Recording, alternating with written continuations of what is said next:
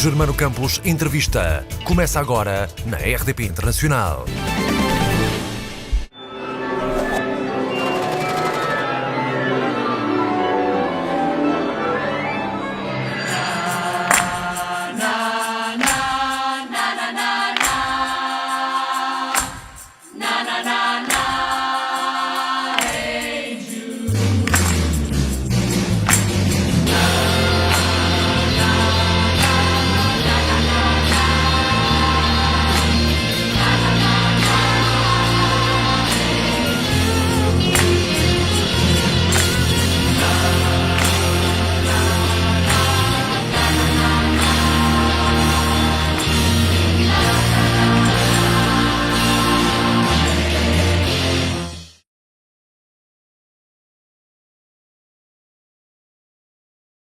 Vai estar em cena até este domingo, 28 de abril, às 6 da tarde, e em sessão extra, a peça Emília, no Auditório Fernando Lopes Graça, no Parque de Palmela, em Cascais.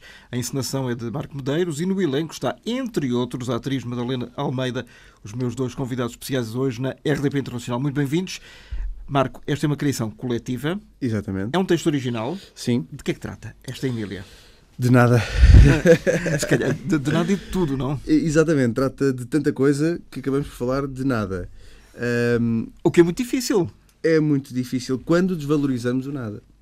Porque, basicamente, a nossa vida, se o desvalorizarmos o nada, então não trata de nada, porque é sobre o nada que vivemos. E é basicamente isso que tentamos retratar. É uma noite, um jantar, em que tudo acontece, ou seja, várias ligações, várias histórias acontecem, mas que, como nós, como nos julgamos às vezes seres maiores, precisamos sempre de mais. E achamos que aquela história, que as histórias de pessoas, pequenas histórias que são grandes histórias, desvalorizamos-las. E achamos que aquilo não nos serve. Mas serve, porque aquilo é a vida. A vida é isto, são feitas de pequenas histórias, ou histórias mal contadas. Há filmes fantásticos passados, por exemplo, à volta de uma mesa. Exatamente. E há uma história simples também, o filme de Lynch, uma história simples, que é mesmo isto. É uma aparentemente simples. Exatamente. Que são simples para nós, aos olhos de quem vê, mas são grandiosas e de grandes dimensões para quem as vive. Porque são histórias dessas pessoas. Marco, têm outra dimensão. Isto é uma criação coletiva. Quantas mãos é que estiveram envolvidas? Bem, nós é fazer as contas, não é? Como diria o engenheiro António Guterres. Vai fazer. Somos perto de uma equipa de 20, 25 pessoas. 50 mãos? 50 mãos. Então, mas como é que se faz uma criação coletiva? Cada um dá uma ideia e depois tu vais apontando esta sim, esta não, esta talvez. Sim, quer dizer, criamos um guião, uma linha condutora, porque senão começamos a abrir várias estradas. Há uma coluna vertebral. Exatamente, há uma coluna que já estava também muito definida e a partir, ou seja, o mais estranho daquele guião é que tinha poucas didascálias, tinha só para nos orientarmos, porque a partir daí criou-se toda a estrutura, criaram-se todas as ligações, as relações, histórias que estavam pouco desenvolvidas naquele guião, tivemos de as desenvolver muito mais, porque, ou seja, são várias histórias a acontecer ao mesmo tempo. Enquanto uma história acontece, o público não ouve tanto a que está a acontecer aqui, mas esta tem de se desenvolver até ao ponto de início dessa história. Por isso, esse texto, que não é tão audível, foi criado pelos atores no momento, com a gestão de tempo que tinham entre histórias. Mas isso é um desafio enorme para um diretor de atores. Eu pensei em desistir muitas vezes. Sério? Dada a dificuldade? Sim. Mas eu acho que é perante as dificuldades e perante estes grandes desafios é que nós vamos ter que resistir. Sem dúvida. Mas este parecia não ter solução. Era o nó? Era o nó cego? Era. O conceito interessava-me, eu sabia o que queria, mas às vezes o que queremos pode não funcionar. E estava muito próximo. Na cabeça é uma coisa, não é? Pois na prática, no palco é outra. Sem dúvida, sem dúvida. E para os atores também foi estranho, porque eu cheguei com o guião e como estava tudo na minha cabeça, estava pouco escrito lá, é difícil de acreditar, não é? Isto não é nada. Isto não faz, não faz muito sentido. Exato. Mas, Helena, qual foi a tua colaboração na concepção e na escrita deste argumento, deste guião? Então, eu não tive muita mão na escrita, até porque... Muitas mãos? Pronto, não foi um trabalho que esteve muito nas minhas mãos, porque acho que, como já tínhamos esta primeira espinha criada, a partir daí foi tentar perceber o que é que faltava e partilhar isso com o Marco. E o por que é que exemplo. faltava, na tua opinião? Faltava, lá está, desenvolver algumas histórias que não estavam... que acabavam por ficar, nem é pequenas, mas para quem fosse assistir ao espetáculo parecia que Soltas. tinham pouca informação, ficavam muito soltas, e como é que nós podíamos resolvê-las para que as personagens também tivessem ali, conseguissem dar um bocadinho mais a quem estava a assistir, e a partir, foi essas pequenas coisas que nós fomos tendo atenção. Quando começámos a ler, cada um ia dizendo, olha, se calhar aqui podíamos fazer isto, ter um bocadinho de atenção. Qual foi a tua chega? A minha chega... no que diz respeito à minha personagem, faltou, não faltou, mas acrescentámos ainda ali um bocadinho para conseguir explicar o que é na cabeça dela. Sim, uma motivação maior. Sim. Uma motivação maior. Mas acho que, pelo menos, aquilo que nós, atores, onde interferimos mais, foi mesmo quando depois passámos para o palco, e foi a dificuldade de perceber o que o Marco queria e imaginar o que ele estava a imaginar, mas ao mesmo tempo parecia tudo muito impossível. Sim, porque são 13 pessoas a falar ao mesmo tempo. E como é que isto vai... Como é que vamos conseguir contar esta história? Como é que não se baralham e não se Sim. Exato. encavalitam umas em cima das outras? E como é que isso acontece? Agora ordem na mesa. Dar um murro eu não posso dar porque senão faz a reverberação, mas dar um murro na mesa do restaurante. Calem-se todos, deixem-me falar. Às vezes acontece. Exato. E Mas isto... é uma boa solução cénica. Sim, sem dúvida. Calem-se. E isto para acrescentar o público. Ou seja, há duas plateias. Temos a plateia normal, não é?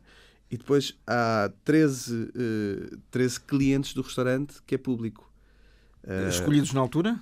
Não, o bilhete é comprado antes. Ou seja, nós temos dois bilhetes, que é o bilhete normal e o bilhete exclusivo. E o bilhete exclusivo. O exclusivo Esses entram 13, para o restaurante. Esses 13. Mas eles sabem que vão... Eles limitam-se a ouvir e a falar ou vão interferir? Os atores não dão muito espaço para essa conversa. Porque não há tempo. Uma palavra ali destabiliza todo o espetáculo. Pronto. Então, porque ainda por cima, há muita gente que tem receio e tem medo e tem vergonha de ser chamado ao palco, claro. Ou se há em determinadas peças, numa revista, em que, por exemplo, o ator se mete com o público, as pessoas ficam com um bocado de receio, não é? Eu sei. Eu sou daqueles que não vou. Se eu sei que há interação com o público, eu não vou. Mas acho que está bem, muito bem defendido. As pessoas nunca há uma invasão do espaço do público, pelo menos que está no palco connosco. É uma outra perspectiva da peça, porque de repente as pessoas que estão no palco passam a ter acesso a estas conversas que o Marco falava, que não fazem parte do momento principal da peça, mas que estão a existir ao mesmo tempo, em paralelo, porque as personagens têm que continuar a relacionar-se, e nós temos que continuar, nós estamos sempre em cena. Portanto, enquanto estamos em cena não podemos, agora vou esperar que chegue a minha vez para poder falar, até porque muitas das conversas começam ao meio, e então acho que deve ser uma experiência muito gira para quem fica no palco, poder assistir a estes pequenos improvisos que foram surgindo depois nos ensaios. E há espaço para o improviso? Não há espaço para o improviso. Enquanto criação, Exato. houve espaço para o improviso. Mas não mais do que isso, porque senão baralhava tudo. Sim. É que em 2 atores, por exemplo, se uma peça de 2 atores, dá para compor e para pôr umas buchas e lá depois retoma Sofia à meada. Agora, 3 atores é muito complicado. Eu acho que é um trabalho de generosidade, mesmo, porque nós estamos em cena e não é possível ficar a pensar em estão mim. Os 13 ao mesmo tempo. Sim, não podemos estar a pensar, será que eu disse bem aquela frase? Não, temos que estar sempre atentos aos outros, e isso é o que eu acho mais bonito e mais interessante neste espetáculo. E quem é a Emília? A Emília é a Rita Tristão, que é a dona do restaurante. Quer dizer, é uma herança forçada, não é? Supostamente numa história que não se ouve, porque ali o que acontece muito é... Nós não queremos contar histórias. O objetivo não é esse. Quando o público sai... mas qual era... Não há uma história. Há várias histórias. Qual era a mesma história? Exatamente, é que não há mesmo. Ali o objetivo do espetáculo é o que nós vemos, aquele espaço somos nós, sociedade, humanidade. O restaurante é uma alegoria? É uma alegoria, sim. Sobre a vida? Sim, exatamente. E a vida aqui, neste caso, é gourmet ou é outra coisa? Tenta ser gourmet, mas é exato. outra coisa. É sempre outra coisa. naquele espaço. O que é que serve aquele restaurante em termos humanos, por exemplo? Serve a dificuldade em que temos cada vez mais de nos ouvirmos, de nos respeitarmos, de acharmos a história do outro tão interessante quanto a nossa. Às vezes é preciso saber contá-la. Exatamente. E perceber que há histórias mal contadas. Estás a ver? Eu não vi a peça ainda, mas... Já está no ambiente. Já estou a entrar por dentro. E que nunca dizemos o que pensamos. Ou raramente dizemos o que pensamos. Porque não somos muito frontais? Resguardamos-nos bastante. Temos algum receio. Por causa daquilo que tememos que o outro pense de nós? Porque, por vezes, a nossa mente também é muito perversa e nós filtramos-nos. Ainda bem que nos filtramos, porque senão isto era uma chacina. Mas isso já é um filtro, isso já é uma barreira. E às vezes, verbalmente, filtramos-nos muito. Porque temos medo de ferir ou porque temos medo de nos prejudicar também. Em termos pessoais ou profissionais? Sim, profissionais, então na nossa profissão. Tu sentes isso, Madalena? Tu tens 21 anos, és muito nova, mas mesmo assim já tens uma grande experiência de televisão e de palco. Às vezes é preciso saber mentir para ganhar um papel ou não? Eu acho que sim, mas acho que... Embora os atores sejam os grandes fingidores, não é? Os maiores a mentir, não é? Mas eu acho que não tem a ver tanto com mentir. É o que o Marco diz, é que se calhar acabamos por mentir a nós próprios porque não temos coragem de dizer aquilo que realmente pensamos, mas trata-se de filtrar as coisas. Não podemos dizer sempre tudo aquilo que nos vem à cabeça, porque acho que não queremos magoar os outros e também não queremos passar por indelicados. Aliás, há aquele velho ditado que nós dizemos o que queremos, depois ouvimos o que não queremos, não é? Pois, exato. E depois aí não há volta a dar, não nos podemos queixar. Não era bem isso que eu queria dizer. Já disseste, agora pronto. Mas... E às vezes é confundido com simpatia. Eu já dei por mim, e este espetáculo também partiu muito disso. Eu já dei por mim pessoas, na altura se calhar com cargos que eu dependia deles, a dizerem coisas que eu não achava a mínima graça e a sentir necessidade de me rir. E a minha cabeça assim, estás a rir porque isto não tem graça nenhuma. É o riso amarelo. É o riso amarelo. E chega uma altura que nós deixamos... Isto já não faz sentido. Se não tem graça, não me vou rir. Mas há essa dificuldade, há essa barreira. Mas vocês, enquanto atores, e tu ator e encenador e autor, até que ponto é que nós nos devemos sujeitar para conquistar um papel de relevo, por exemplo, ou algo que nós queiramos conquistar? Eu acho que não nos devemos, ou seja, é preciso, percebo isso, mas acho que não nos devemos sujeitar a nada que seja contra aquilo que nós acreditamos.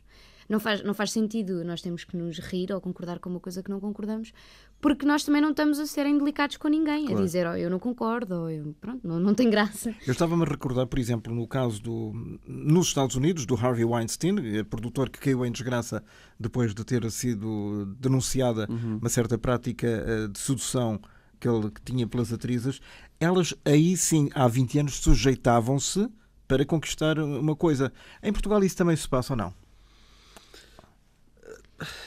Não sei, acredito que sim, quer dizer, eu nunca presenciei, nunca ouvimos, assim, alguns casos, mas quer dizer, são coisas que me passam ao lado, mas acredito que sim, acredito que sim, que há podridão em todas as profissões, eu considero isso podridão. Sim, e às vezes tem a ver com as pessoas que estão mais acima, não é? Que é uma gestão... aquelas que dirigem. E da fragilidade de quem recebe.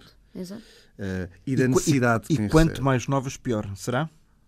Eu, por mim, não sei. Confessa lá. Pronto, eu vou dizer. Pois, não sei. Estamos à mesa do restaurante.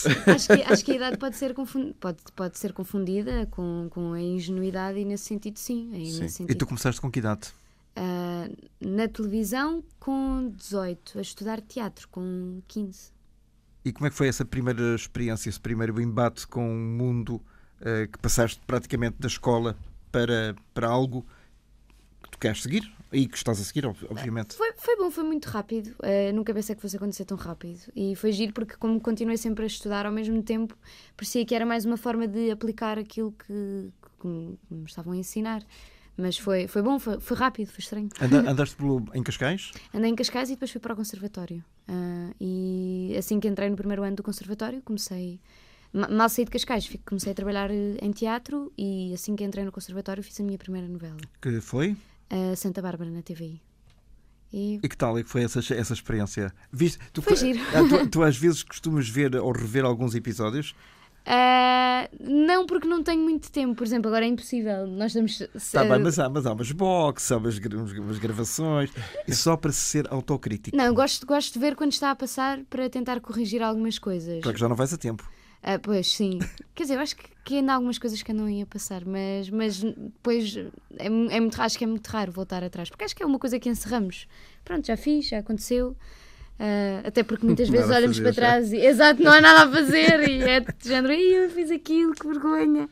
Quer dizer, não é vergonha ter feito aquilo, mas não ia tão bem como eu esperava. E como nós desejamos, não é? Sim, Qual é a importância, Marco, do diretor de atores na boa performance de um artista, por exemplo, de rapaz, rapariga, homem ou mulher? Eu acho que faz toda a diferença. Isso dependendo de quem está a dirigir, como é óbvio. No teu caso, tens uma experiência vasta de há 10 anos a esta parte, porque sim, se falarmos de há 10 anos para trás, aí eras ator e já te vou perguntar porque é que desististe. Sim, e ainda bem que o fui para ter outra, não é facilidade, mas outra forma compreensão de abordagem. Sim. Só um parênteses. Para se ser diretor de atores, convém ter-se passado por essa experiência? Eu acho que convém. Aliás, temos no espetáculo o caso do Manel Pureza, que é realizador, sim, e ele diz que isto está a ser fantástico para ele, para perceber o outro lado. De saber quando tem de dirigir, como abordar, o que dizer, as dificuldades que estão do outro lado. Naturalmente vai alterar o método de trabalho dele. A partir de agora. É porque a maior parte das pessoas não faz ideia. Não faz mesmo ideia. Então partilha connosco essa experiência de dirigir, neste caso, 13 atores. Que é uma loucura. É uma loucura. E teatro é completamente diferente de televisão. Completamente diferente. São abordagens completamente diferentes. O que é difícil, às vezes o mais difícil é lidar com a ansiedade do ator. E lidar com a própria ansiedade. Saber... Madalena, podes... Não, mas é verdade. Podes dar a contracena também. É mesmo verdade. Porque nós sabemos o que queremos, temos o espetáculo na cabeça, já feito. Todas as noites eu sonho com tudo construído, e às vezes a dificuldade é passá-lo perante uma ansiedade de quem recebe. A ansiedade é tanta de ver aquilo já feito e de ver que aquilo é um processo às vezes lento e até chegar não chega, e o ator está constantemente insatisfeito porque ainda não é. E lidar com essa ansiedade, com essa desmotivação às vezes é o mais complicado. Não quer dizer que não acreditem, mas a insegurança é mais forte. Que está sempre a picar, entre aspas, o ator para ele não desistir ou dar o melhor de si. Sim, há que passar essa calma, há que passar essa segurança de que isto vamos lá chegar.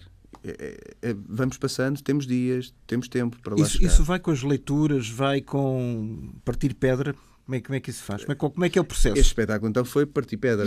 Sim. E é raro eu fazer... Eu sou muito de apuro. Faço uma cena e repito a cena, repito até ela estar no ponto. Na minha perfeição. Que raramente chega. Já que estamos a falar em termos gastronómicos, é isso mesmo, não é? Sim, está no ponto. Neste caso, eu percebi que a melhor forma, ou a forma mais correta de conseguir este espetáculo, a finalidade deste espetáculo, era fazer ensaios corridos. Deixá-lo passar e corrigir no final. De uma ponta à outra? De uma ponta à outra. Porque é uma mecânica, é tudo ao milímetro. Se falham aqui, isto já atrasou do outro lado. Então eles têm de fazer essa gestão e mecanizar essa gestão de tempo. O parar não nos dá essa gestão de tempo. Perceber é ter uma noção total da peça, não é? E acho que isso foi o mais difícil para nós enquanto atores. Porque não tem a ver com decorar as minhas deixas e as minhas marcações, não. Tem que ter uma noção total do que está a acontecer, do que os outros todos estão a fazer e da estrutura completa da peça para perceber onde é que nós nos podemos posicionar nela. E nesse sentido acho que foi o mais difícil, foi ter esta noção de, ok, fazemos do início até ao fim e depois no final apontamos as coisas, vemos o que é que falta e no dia a seguir voltar a melhorar, sem esquecer as outras coisas todas que já tínhamos conseguido. E qual é o momento em que acontece a tua entrada plena na personagem? Durante a peça? Sim, esta ou qualquer outra personagem. Porque tu tens que senti-la, tens que vibrar com ela, tens que chorar e rir, não é? Tens que ser outra pessoa, basicamente. Sim. Quando é que acontece essa transmutação? Eu acho que depende. Eu não acredito muito que haja uma transmutação ou que eu deixe de ser eu para ser outra personagem. Vai lá falar com o Daniel Day-Lewis ou com o Robert De Niro, que Sim, eles têm uma opinião um bocadinho diferente lá, o método, etc. Exato. Mas eu acho que existe uma coisa que é boa, que é uma compreensão. E é quando nós conseguimos começar a imaginar para a nossa personagem coisas quase como imaginamos para nós e criar sobre ela. E não sei, eu gosto muito de ler e porque normalmente quando recebo uma personagem começo a lê-la, imagino logo como é que eu posso fazer. Em termos físicos, mas isto vem... Tudo, em termos físicos. Mas isto não vem agarrado ao texto, não vem a definição física das personagens? Não, mas acho que às vezes no texto já vem algumas pistas que eu gosto de tirar para depois experimentá-las. E nesse sentido acho que mal quando leio crio logo uma coisa na minha cabeça que eu imagino e tento, depois é o processo de como é que eu vou alcançar aquilo que eu imaginei e que normalmente nunca alcanço totalmente como imaginei. Mas às vezes é bom porque surpreende-me a mim mesma. Acabo por descobrir coisas que eu nunca tinha pensado que iam ficar bem. E como é que se faz a pesquisa para, por exemplo, no Amor Maior, recorda qual era a personagem que tu tinhas? No Amor Maior eu fazia uma personagem, uma filha de uma família de Alfama. E para mim o mais importante foi o processo todo de ensaios, mesmo com os diretores de atores, e a família que eu tive muita sorte porque fazia de neta da Maria João Abreu e do José Raposo. Ok, não podias ter melhores avós. Exato, e acho que foi mesmo o trabalho com eles e observá-los a fazer e perder a vergonha que me ajudou, mas foi muito difícil. Nos ensaios eu não tinha coragem de fazer nada. Porquê? Porque era muito distante e parecia que de repente estava a sair mesmo de uma zona tinha que ir para uma zona que eu não estava habituada, fora da minha zona de conforto, e o trabalho por exemplo, com a Maria João ajudou-me imenso. Era quase como, ok, é isto que eu tenho que seguir. Vai ser sempre diferente. Tu perguntaste-lhe alguma coisa? Pedias-lhe conselhos, dicas para seguir para ali ou para lá? Eu acho que foi muito instintivo. Que a Maria João percebeu. E a Maria João tem uma generosidade imensa e ajuda os mais novos. Sim, completamente. Mesmo sem vocês pedirem. Sim, ela torna-se nossa mãe de repente e ela acho que percebeu o meu desconforto e puxava muito para ela. Mesmo nas próprias cenas, puxava muito por mim. E foi bom, porque também não foi preciso um pedido de ajuda para ela perceber, mesmo sem nos conhecermos. E é muito engraçado porque eles já foram marido e mulher na vida real, agora cada um tem a sua vida, vão voltar a contracenar juntos na noite sonho de uma noite de verão. E há uma química especial de facto entre eles. Mas eles são os dois, eu acho que são os dois pessoas muito especiais, mesmo. E agora um papá o papá Zé Raposo, depois de dois filhos maiores e vacinados, e já avô, volta a ser pai, de facto é uma coisa absolutamente fantástica. E então, depois fizeste para a RTP, fizeste uma série que era o Circo Paraíso, que não correu tão bem quanto isso, graças muito à desprogramação da série. Não sei se tens essa ideia. Sim, a série... E expliquemos melhor o que é que aconteceu. A produção, o processo de gravação foi impecável. Também com o Zé Raposo, curiosamente. Sim. Eu acho que nunca tive num projeto televisivo onde eu me sentisse tão... Já me tinha sentido bem, mas mesmo o ambiente de produção... Eu nunca tinha sentido tanto este ambiente de produção. Porque nós gravámos muito nos exteriores e eu gravava muito. Então... Em que zona do país? Nós estivemos muito ali na Aldeia Galega da Merciana, na Barroca d'Alva, em Sintra. Gravámos assim nestes sítios mais, principalmente. E eu nunca tinha estado tanto tempo passar mesmo tanto tempo de gravação com a equipa, com a equipa técnica. E foi mesmo muito, muito, muito agradável, porque foi descobrir um universo diferente. Parece que de repente aquelas pessoas que estão todos os dias atrás da câmara, com quem nós temos vergonha de falar, de repente foi... Estão ali ao teu lado. Sim, foi mesmo criámos grandes amizades e acho que foi... Foi pena esses 26 episódios não terem sido transmitidos em 26 semanas, foi mais tempo, porque muitos intervalos, devido a programações várias, obrigaram ao adiamento de vários episódios, não é? Sim. Isso depois levava o espectador a esquecer um bocadinho o rumo da história. Eu acho que é a dificuldade de fazermos passarmos semanalmente, que é os episódios têm que ser tão cativantes que tu na semana tens que ficar ansioso pela semana a seguir. Isso até pode acontecer, mas... ainda por cima não havia resumo, como existe nas séries americanas. Sim. No último episódio aconteceu, depois lembravam, pois é, já nem me lembrava disto. Não, por acaso nós fazíamos isso na nossa série, só que nós não temos esse hábito, as coisas cá, nós estamos habituados às novelas que passam todos os dias e que são gigantescas. Não temos o hábito de ver uma coisa primeiro mais curta e depois esperar por ela de semana a semana, porque temos as nossas vidas ocupadas e trabalhamos e chegamos a casa e ligamos a televisão, está a dar a novela, é a novela que eu vou ver. Ou então vou à Netflix, ligo a Netflix e vejo logo 4 episódios da série que eu quero ver e não tenho que estar à espera de mais nada. O Circo Paraíso, por exemplo, não sei se está disponível na RTP Play. Está disponível na RTP Play. Portanto, podem ver na RTP Play a série. É uma grande alternativa. Sim, eu acho que o Tiago Marques fez mesmo um excelente trabalho na realização. Eu nunca tinha trabalhado com ele e acho que ele é o líder perfeito, porque ele cria mesmo um bom ambiente e a nível de imagem, de fotografia, a série estava muito bonita. Estava plasticamente muito atraente, sim, não é? A puxar ali para o Stranger Things e para o Dark. Acho que as pessoas podem... O nosso Stranger Things português está ainda por cima na RTP Play. Ainda por cima havia muitos mistérios em volta dos personagens, umas coisas na floresta e tal. E o que é que se vai surgir agora a seguir? Agora vou acabar a novela que estou a fazer na SIC e depois férias. Que se chama Alma e Coração. Estás lá de Alma e Coração. Sim, sim. Quando é que terminam as gravações? No final de maio. Mais um mês. Sim, mais um mesinho e depois férias. Acabamos a nossa peça esta semana e estamos, satisfeitos mesmo, porque parece que finalmente conseguimos realizar aquelas semanas de ensaios em que parecia que não ia dar. Quando tu, de repente, não tens teatro e não tens televisão, sentes-te um bocadinho deslocada na vida? Eu felizmente ainda não passei por isso. Por uma fase em que não tivesse nem uma coisa nem outra. Estás sempre a ser chamada? Sim, tem corrido muito bem, mas eu acredito que seja uma angústia horrível, até porque conheço várias pessoas que passam por isso e é complicado, mas pronto, também é uma coisa que já faz parte do nosso trabalho e que nós não conseguimos perder. A instabilidade, não é? Já te aconteceu alguma vez, Marco?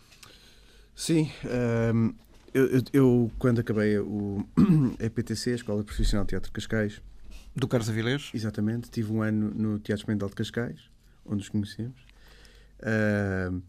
E quando terminei, quando acabei esse ano, fui logo para a SIC, onde fiz 2 novelas. Recorda quais foram? Era a Floribela, fiz 2 anos, e depois a Rebelde Way, 2 novelas juvenis. Antes ainda tinha passado pela TVI no Deito Quase Tudo. Ou seja, foram ali uns anos de muito trabalho. Quando terminou essa produtora, que era a Terra do Nunca, que pertencia à SIC, ficámos ali um grupo de atores assim alargado, sem trabalho, durante muitos anos. Porque a TVI... Estamos a falar em muitos anos. Muitos anos. Alguns desistiram, porque fomos concorrentes diretos dos Morangos com Açúcar e essa rivalidade que na altura era intensa, acredito que tenha fechado portas a muita gente. E como na SIC ficaram produção... estigmatizados? Sim. Eu sei nessa altura que não era pretendido em castings, porque pertencia à SIC, na cabeça deles pertencia à SIC, porque foram muitos anos pela SIC. Então peço desculpa, Omar, que as pessoas escolhem-te porque tu és bom ou é mau ator, ou bom ou mau diretor de atores, mas porque trabalhaste para uma determinada empresa? Nessa altura, a rivalidade, eu sei que era muito assente, era forte, porque as audiências estavam muito coladas e a Floribela, quando veio, estourou. E acredito que... Mas não fazias parte com a Luciana Abreu, pois não? Não. Não. E acredito que essa competição tenha contribuído para que fôssemos alvos nessa altura, ou inimigos nessa altura. Mas já está mais batalha. diluída essa ideia ou não? Já. Até porque já terminou nestes meios tempos e graças às dificuldades económicas, o tal processo de exclusividade dos atores, portanto eles estão muito mais soltos. Por exemplo, a Madalena trabalhou na TVI, agora trabalha na SIC. Exato. Nem RTP, por exemplo, não é? Exatamente, acho que isso já não existe. Há um grupo de atores agora que está a fazer a novela da CMTV, que já praticamente trabalhou em todas as empresas. Sim. Vocês são atores que têm que ser requisitados pela vossa qualidade, sim, não é? há exclusividade, quer dizer... E então, o que é que aconteceu? Pronto, então, eu tive perto de 2 anos sem propostas de trabalho. E o que é que se faz nessa altura? Desespera-se e espera-se. Mas espera-se até a conta bancária ir a zeros? Não pode? Sim. A sério? Porque eu acho que a partir do momento... Eu sabia perfeitamente que se me dedicasse a outra profissão, eu ia desistir. Porque começamos a criar ali um ódio. Quer dizer, eu trabalhei tanto... À própria profissão? Sim. Porquê é que eu não sou chamado? Porquê? E essa revolta começa a tornar-se muito negra e não é nada saudável. E eu sabia que se optasse por outra profissão ia encontrar uma estabilidade que é muito mais interessante. Mas é uma coisa totalmente antinatura relativamente àquilo de que vocês gostam realmente. Sim, a vossa verdadeira paixão. Sim. Depois, passado 2 anos, e entretanto abri bares, tive outros projetos assim paralelos, mas que não me identificava, como é normal. Mas bares, eras o dono ou andavas a servir à mesa? Era o dono. Nosso Emílio. Mas não... Exatamente. Quer dizer, era uma coisa que era só mesmo um ganha-pão, não fazia sentido Já nenhum. agora, só um parênteses, trouxeste alguma experiência dessas para a peça? Não. Podia. Não. Sou um péssimo gestor. E então, passado 2 anos, eu percebi que eu não devia depender de ninguém, nem estar à espera de ninguém. Porque podia ser eu o meu patrão. E então resolvi, com mais 2 elementos, fundar na altura não era Palco 3, era a Destreza Cinzenta, que passado um ano se transformou... Destreza Cinzenta. Que ainda é o nome da associação. Que passado um ano se transformou na Palco 13 e é o meu projeto de vida ao longo destes 9 anos que fizemos no dia 13 de Abril. E por mais trabalhos que faça fora, aquela é a minha casa. Nada como voltar à casa-mãe. E é o projeto que eu pretendo levar para a minha vida toda. E já agora, porquê é que desististe de ser ator? Teve alguma coisa a ver com isto ou foi uma opção de vida? Acredito, se bem que enquanto trabalhei como ator, aquilo não fazia muito sentido para mim. Como assim? Quantos anos é que trabalhaste como ator? 5 ou 6 anos. E dessa experiência e dessa vivência não ficou nada? Eu não tenho saudades nenhumas e sei que neste momento eu sou incapaz de trabalhar como ator. Ganhei um medo gigante, nem quero pensar nisso. E eu não me divertia, era uma tensão enorme, eu nunca recebia bem as indicações porque tinha coisas muito fortes na minha cabeça. Então tudo o que me davam era contra a minha ideia e eu não lido bem com isso. E percebi que isso também não faz sentido. Ir contra quem dirige não faz sentido. Ainda bem. No fundo é o teu patrão em palco. Sim. O Laferi tem tido problemas com os atores. Porque... Exato. E eu tinha ideias muito assentes e eu quero fazer as coisas que idealizo. Não lido bem com a construção de outro. Faz parte, pronto, sou assim. E então, a opção por ser diretor de atores foi uma sequência natural dessa má experiência, digamos, entre aspas? Sim. Eu comecei na Palco 3 a encenar e depois é que fui convidado para dirigir atores na televisão. E então, tu disseste que é diferente. Qual é a diferença entre o palco, não o Palco 13, mas o palco das tábuas e as câmaras de televisão, no estúdio? No teatro temos tempo. É um processo que vai acontecendo e um passo de cada vez. na televisão é agora. Ou não é agora. Hoje ficou. Há duas formas de fazer, ou bem ou mal. E temos é de optar no momento. E temos de saber lidar. Às vezes não era aquilo que queríamos. Não ficou bem.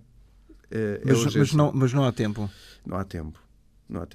Mas, Helena, tu consegues ter a coragem de sugerir, por exemplo, a um diretor de atores: olha, se calhar aquilo que você me está a dizer não é bem isso?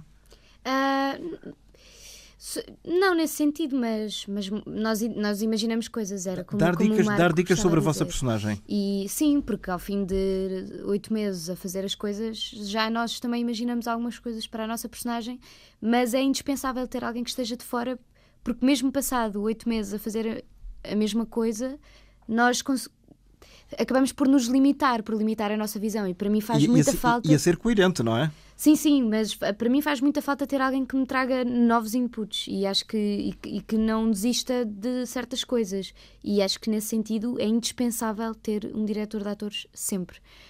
Com mão de ferro?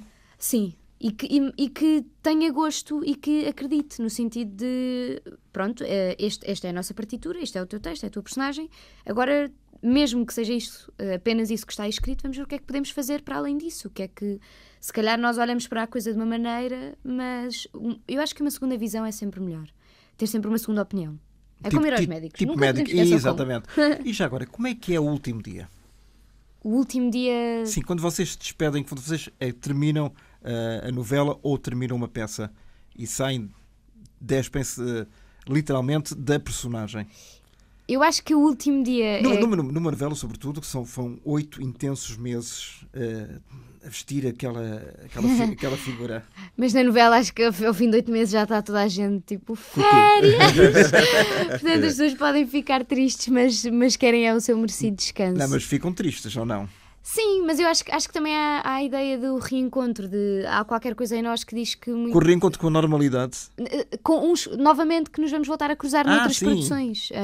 Eu assim que acabei o circo, a equipa do circo foi maravilhosa, mesmo, e éramos sempre os mesmos. Com quem é que tu contracenavas mais? No Circo Paraíso era com a Filipe Ariosa. Era a tua irmã? Sim, mas mesmo a equipa técnica era tudo maravilhoso. Eu tive muita pena quando acabámos, porque eu queria continuar mais 2 meses com aquelas pessoas, porque era mesmo divertido, e foi muito giro, porque quando eu mal acabei o circo, passei logo para a Alma e Coração. Ainda estava a acabar a série e já estava nos ensaios da Alma e Coração, e cruzei-me com muitas pessoas que tinham estado comigo no circo, então... Em circunstâncias completamente diferentes. Noutra produção, portanto, parece que de certa maneira nos voltamos a encontrar sempre, e acho que... Por exemplo, no teatro já é diferente, porque há quase um ritual. Eu vou todos os dias para ali, digo todos os dias aquelas palavras como se fosse, pelo menos devo dizê-las como se fosse a primeira vez que estou a dizê-las.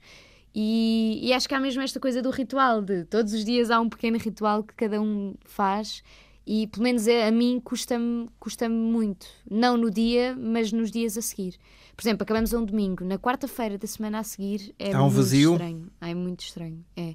Porque já não tens que lá ir para aquele sítio, não é? Sim, porque não vou ver as pessoas, porque a minha desculpa para as ver era ir trabalhar com elas. E ir apenas trabalhar com elas. E de repente já não estão ali. E ou seja, é um encontro.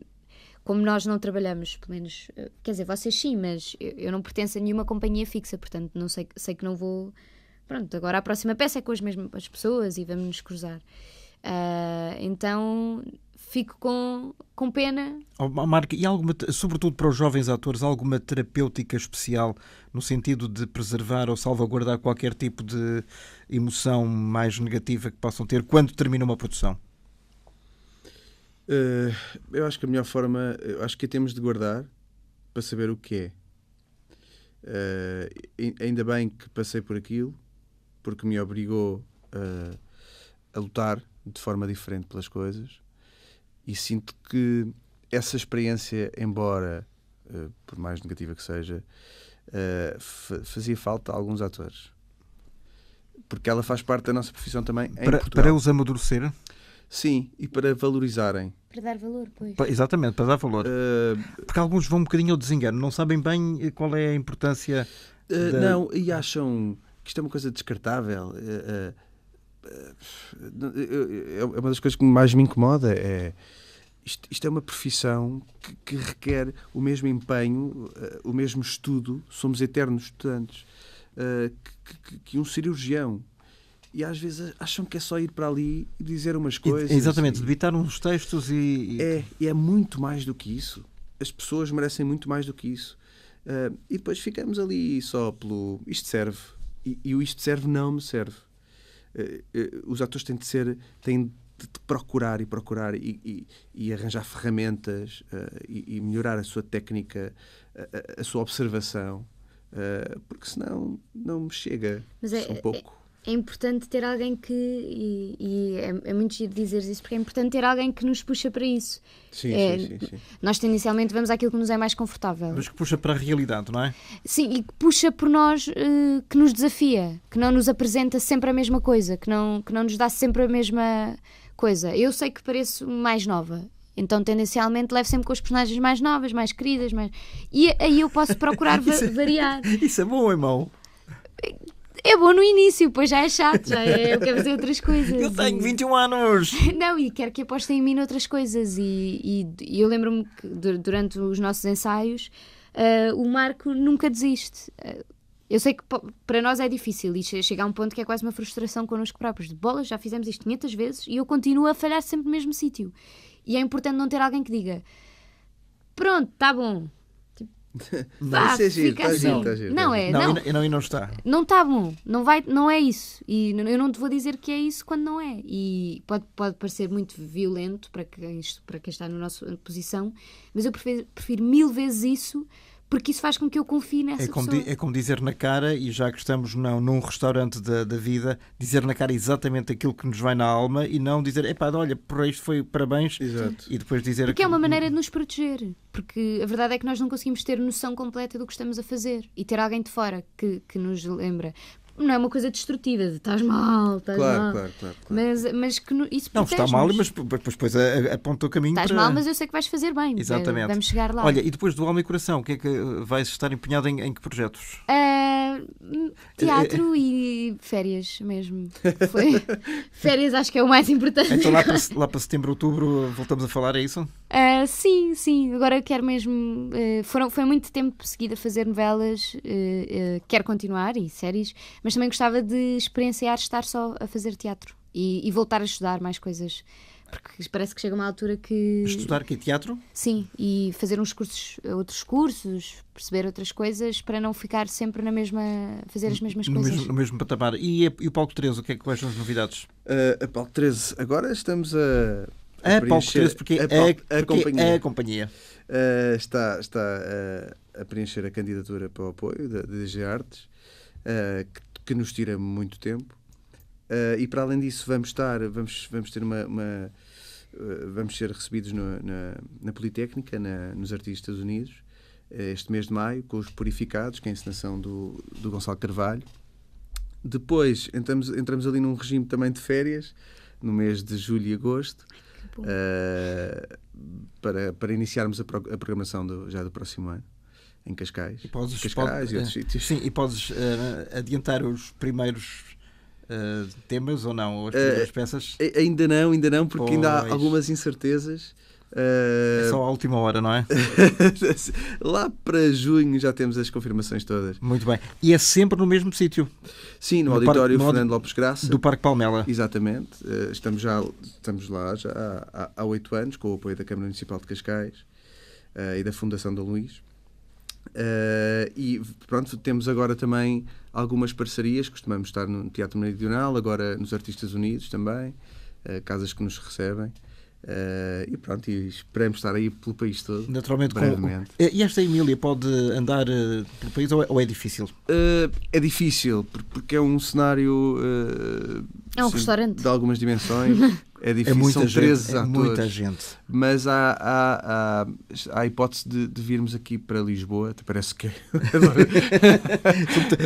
km aqui para a capital. Há essa hipótese no próximo ano de vir para Lisboa. Sim. Então nessa altura podem estar atentos. Depois do Ernesto seguiu-se esta Emília, que de facto foi o Kiko que nos juntou ao encenador Marco Medeiros, também à Madalena Almeida, uma das 13 artistas que compõem o grupo fantástico desta peça, que está em cena, recordo, até ao próximo domingo, 28 de abril, às 6 da tarde. Já com lotação esgotada. Sim, estão todas, ou seja, abrimos uma sessão extra, a das 6 da tarde é uma sessão extra, temos outra sessão às 21h30, está tudo esgotado, mas, ou seja, às 21h as reservas caem e abrimos a hipótese de quem está na fila de espera de poder aceder a essas reservas. É uma questão de estarem atentos. Exatamente, quem quiser Tentar a ou ter essa sorte pode ir lá para a bilheteira do auditório. Ou em 2020 esperar que a Emília Exato. volte Regresse. a Lisboa. Muito obrigado. Obrigado, Muita para os vossos próximos Exato. projetos e que seja breve o vosso regresso. Está bem? Muito obrigado. Até à Obrigado. próxima.